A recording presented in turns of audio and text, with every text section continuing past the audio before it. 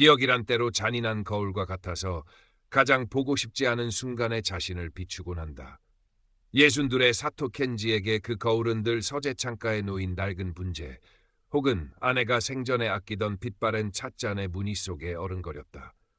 교토 기온 한켠, 세월의 덮개가 내려앉은 마치야에서 그는 10년 전 사별한 아내의 그림자와 그리고 책갈피마다 스며든 고독과 함께 살아가고 있었다. 문학 교수로서 평생을 바친 대학 강단을 떠난 후 그의 시간은 멈춘 듯 흘렀다.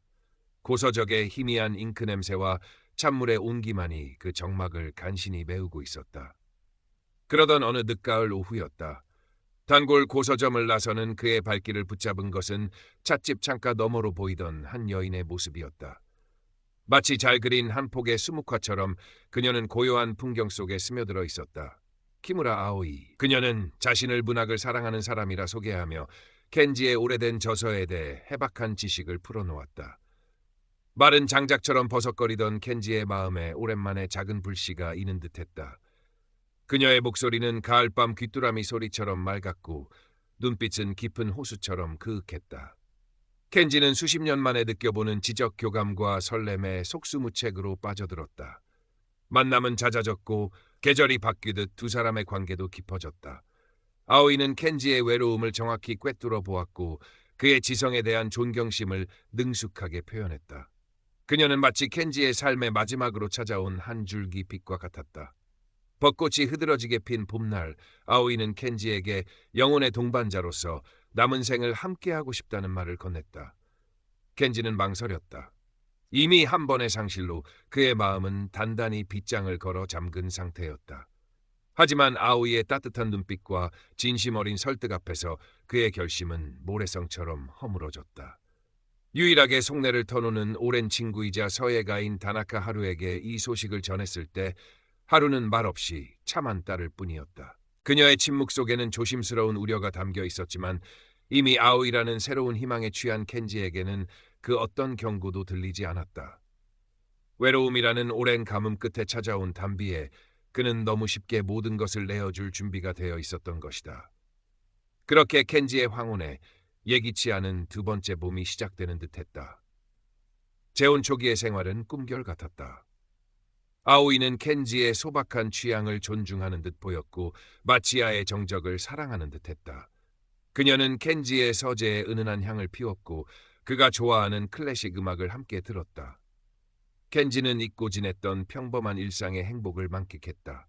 아침이면 함께 가모가와 강변을 산책했고 저녁이면 나란히 앉아 책을 읽었다.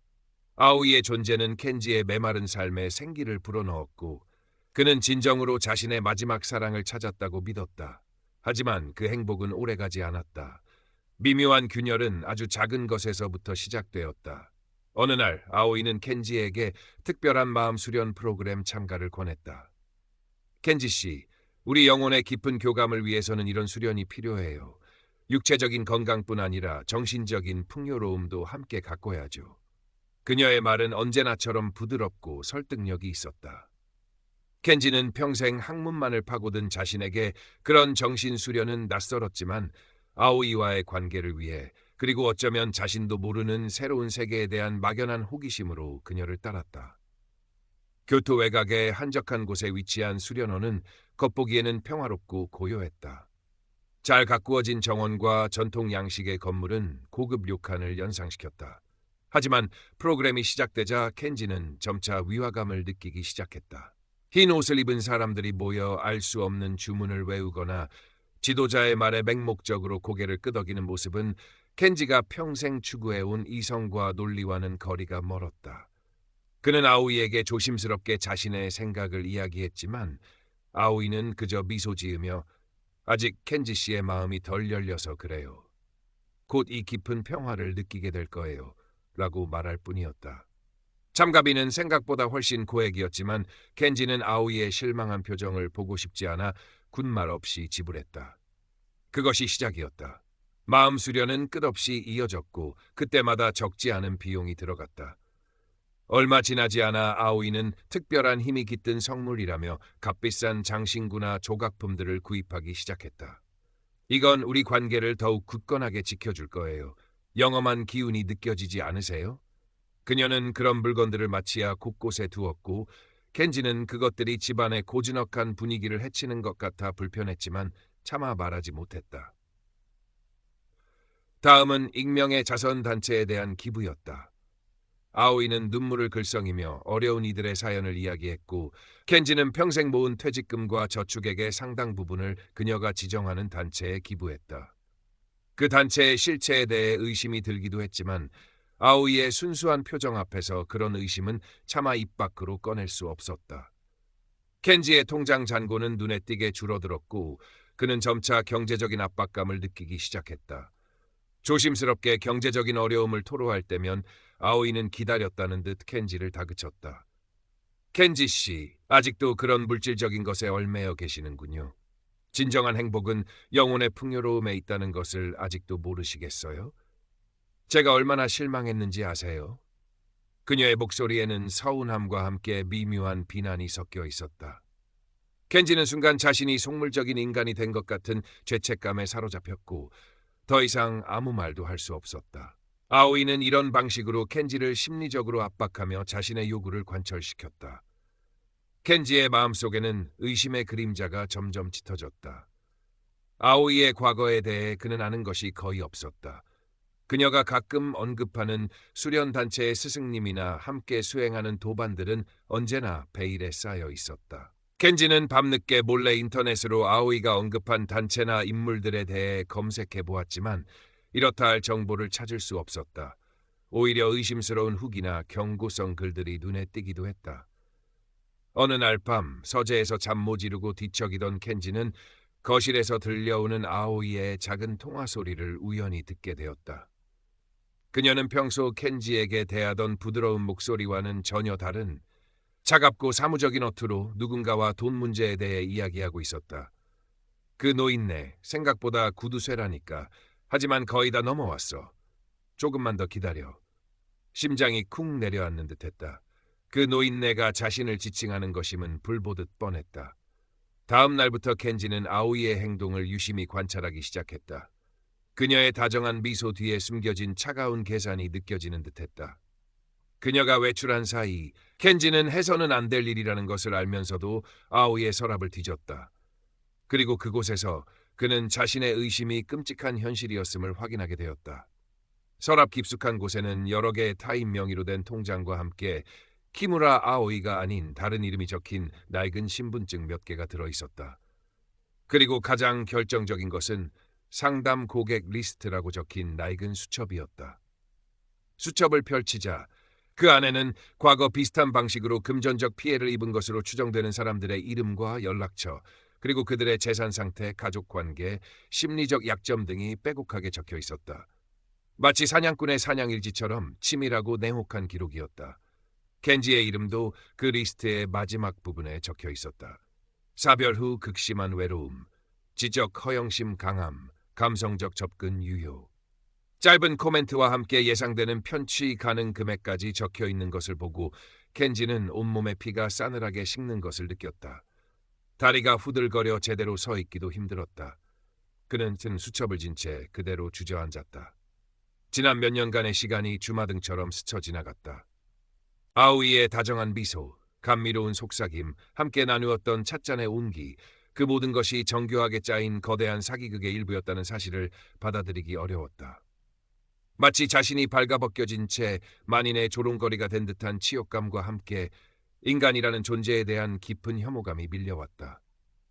평생을 바쳐 쌓아올린 지성과 이성이 한순간에 무너져 내리는 듯했다. 그날 저녁 켄지는 아무 말 없이 아오이에게 수첩과 통장들을 내밀었다.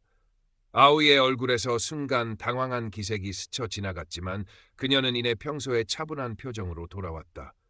이게 다 뭐예요, 켄지 씨? 오해가 있으신 것 같은데. 그녀는 눈물까지 글썽이며 억울함을 호소하려 했다. 하지만 켄지의 싸늘하고 단호한 눈빛 앞에서 그녀의 연기는 더 이상 통하지 않았다. 이제 그만하시죠, 아오이 씨. 아니, 당신의 진짜 이름은 무엇입니까? 켄지의 목소리는 낮고 메마르게 갈라져 나왔다. 아오이는 잠시 침묵하더니 갑자기 차갑게 웃기 시작했다. 그 웃음소리는 마치 날카로운 유리 조각처럼 켄지의 심장을 파고들었다. 그래요, 이제 알았군요. 생각보다 눈치가 빠르시네, 교수님. 그녀의 말투는 완전히 다른 사람처럼 변해 있었다. 더 이상 부드러움이나 존경심은 찾아볼 수 없었다. 당신처럼 외롭고 세상 물정 모르는 늙은 학자들은 아주 좋은 먹잇감이죠. 약간의 관심과 지적인 대화 몇 마디면 금방 마음을 열거든. 당신의 그 잘난 영혼의 교감이라는 것도 결국은 돈으로 살 수 있는 거였어요. 켄지는 아오이의 조롱 섞인 말들을 들으며 온몸이 부들부들 떨리는 것을 느꼈다. 분노와 절망, 그리고 이루 말할 수 없는 배신감이 그의 온 존재를 뒤흔들었다. 그는 평생 느껴보지 못한 깊은 수치심에 얼굴을 들 수 없었다. 아오이는 이미 켄지의 재산 대부분을 다른 계좌로 옮겨놓은 상태였다. 그녀는 마치 연극의 마지막 장면을 끝낸 배우처럼 가볍게 어깨를 으쓱하며 말했다. 그동안 즐거웠어요, 켄지 씨. 당신 덕분에 한동안 편하게 지낼 수 있겠네요. 그날 밤 아오이는 자신의 모든 짐을 챙겨 마치아를 떠났다. 그녀가 떠난 자리에는 텅 빈 공간과 싸늘한 공기, 그리고 산산조각난 켄지의 마음만이 남았다. 그녀가 두고 간 값비싼 성물들과 고급 향수 냄새는 마치 그의 어리석음을 비웃는 듯했다. 켄지는 텅 빈 거실에 홀로 남아 밤새도록 흐느꼈다. 그의 황혼에 찾아왔던 두 번째 봄은 그렇게 가장 잔인한 방식으로 막을 내리고 있었다. 그 후 켄지의 삶은 폐허와 같았다. 그는 한동안 집 밖으로 나가지도 그 누구와도 연락하지도 않았다. 아내와의 추억이 깃든 마치아는 이제 배신과 치욕의 공간으로 변해버린 듯했다. 창밖으로 보이는 교토의 아름다운 풍경도 서재를 가득 채운 고서들도 그에게는 아무런 위안이 되지 못했다. 식욕도 수면욕도 사라졌다. 그는 그저 멍하니 앉아 자신의 어리석음을 곱씹고 인간이라는 존재의 추악함에 몸서리치며 시간을 흘려보냈다. 모든 것을 잃었다는 상실감과 함께 다시는 그 누구도 믿을 수 없을 것이라는 깊은 불신이 그의 마음을 지배했다. 그런 켄지를 다시 세상 밖으로 끌어낸 것은 다나카 하루였다. 켄지의 갑작스러운 잠적을 걱정한 하루는 거의 매일같이 마치아를 찾아왔다. 처음에는 문도 열어주지 않던 켄지였지만 하루는 포기하지 않고 문 앞에 따뜻한 음식이나 작은 꽃을 두고 가곤 했다. 그녀의 꾸준한 관심과 진심 어린 걱정은 꽁꽁 얼어붙었던 켄지의 마음에 아주 조금씩 온기를 불어넣었다. 어느 날 하루는 켄지를 데리고 비와코 호숫가로 향했다. 말없이 호수를 바라보던 켄지에게 하루는 조용히 말했다. 켄지 씨, 넘어진 자리에서 계속 주저앉아 있으면 상처는 더 깊어질 뿐이에요. 넘어진 건 당신 잘못이 아니에요. 하지만 다시 일어서는 건 당신의 몫이죠. 하루의 꾸밈없는 위로는 그 어떤 화려한 미사여구보다 켄지의 마음에 깊이 와닿았다. 켄지는 하루의 도움으로 조금씩 기운을 차리기 시작했다. 그는 아오이와의 짧았지만 강렬했던 시간을 되돌아보며 자신의 어리석음과 인간의 욕망, 그리고 진정한 가치에 대해 깊이 성찰하는 시간을 가졌다. 아오이에 대한 분노와 증오는 여전히 그의 마음 한구석에 남아 있었지만 그 감정에 매몰되어 자신의 남은 인생마저 망치고 싶지는 않았다. 켄지는 잊고 지냈던 자신의 본질, 즉 고전 문학에 대한 순수한 열정을 다시 발견하기로 결심했다. 서재에 먼지 쌓인 채 꽂혀있던 낡은 고전 시집들을 꺼내 읽기 시작했다. 한때는 생애 전부였던 그 글자들이 이제는 새로운 의미로 다가왔다. 그 속에는 인간의 희로애락, 사랑과 배신, 절망과 희망이 고스란히 담겨 있었다. 그는 마치 오래된 친구를 다시 만난 듯한 기분이었다. 하루는 켄지의 변화를 기뻐하며 그에게 새로운 제안을 했다. 켄지 씨, 당신의 그 깊은 지식을 혼자만 간직하기에는 너무 아까워요. 지역 문화센터에서 어르신들을 대상으로 작은 고전 문학 강독회를 열어보는 건 어때요? 분명 많은 분들이 좋아하실 거예요. 처음에는 망설였다. 다시 사람들 앞에 나서는 것이 두려웠고 자신의 상처를 들키고 싶지도 않았다. 하지만 하루의 진심 어린 격려와 어쩌면 이것이 자신의 상처를 치유하고 새로운 삶의 의미를 찾는 길이 될 수도 있다는 작은 희망에 그는 용기를 내기로 했다. 지역 문화센터의 작은 강의실에서 시작된 켄지의 고전 문학 강독회는 처음에는 서툴고 어색했다. 몇 안 되는 수강생들 앞에서 그는 긴장했고 목소리는 떨렸다. 하지만 고전 시가의 아름다움과 그 속에 담긴 깊은 의미를 설명하기 시작하자 그는 점차 자신감을 되찾았다. 그의 눈빛은 다시 생기로 빛났고 그의 목소리에는 열정이 실렸다. 수강생들은 켄지의 해박한 지식과 진심 어린 강의에 귀를 기울였고 강의실은 따뜻한 공감과 지적 호기심으로 채워졌다. 강독회는 점차 입소문을 타기 시작했다. 비슷한 연배의 노인들이 하나둘씩 모여들었고 그들은 켄지의 강의를 통해 잊고 지냈던 배움의 즐거움을 되찾았다. 켄지는 그들과 함께 고전을 읽고 토론하며 소통하는 과정에서 자신이 치유되고 있음을 느꼈다. 더 이상 그는 외로운 섬이 아니었다. 그는 자신의 지식을 나누고 다른 사람들의 이야기에 귀 기울이며 함께 웃고 공감하는 과정에서 삶의 작은 기쁨들을 발견하고 있었다. 어느덧 시간은 흘러 다시 늦봄이 찾아왔다. 그날도 강독회를 성공적으로 마친 켄지는 하루와 함께 교토의 고즈넉한 가모가와 강변을 걷고 있었다.